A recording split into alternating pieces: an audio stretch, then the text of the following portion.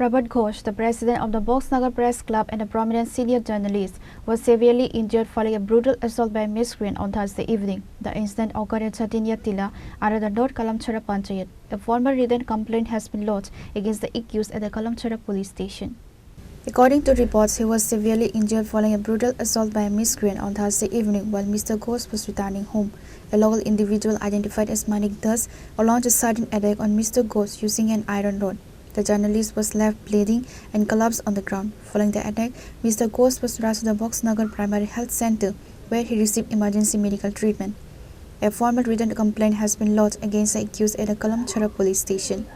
আমরা আজকে সন্ধ্যার সময় জানতে পারি যে বক্সনগরের সাংবাদিক তথা বক্সনগর প্রেস ক্লাবের যিনি সভাপতি এবং আমাদের ভয়েস অফ মিডিয়ার রাজ্য কমিটিতেও রয়েছেন শ্রী প্রভাত ঘোষ, ওনার উপর একজন দুষ্কৃতী দ্বারা আক্রমণের ঘটনা সংঘটিত হয়েছে।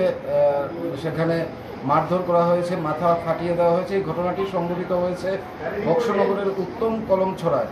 এই মুহূর্তে আমরা বক্সনগর থানার ওসি সাহেবের সঙ্গে কথা বলেছি এবং ইতিমধ্যে এফআইআর দায়ের করা হয়েছে, মামলা দায়ের করা হয়েছে। আমরা দাবি করেছি কলমছড়া থানার ওসি মহোদয়ের নিকট যাতে খুব দ্রুত আজ রাতের মধ্যেই অভিযুক্ত মানিক দাস, যিনি এলাকায় নেশা কারবারি, নেশা পাচারকারী হিসেবে পরিচিত, তাকে যাতে দ্রুত কলমছড়া থানার পুলিশ গ্রেপ্তার করে এবং সাংবাদিকের উপর এই ধরনের ঘটনা যাতে না হয় সেদিকে ব্যবস্থা গ্রহণ করা হয়। Reported by Mosaram from Boxnagar, Chini Khora.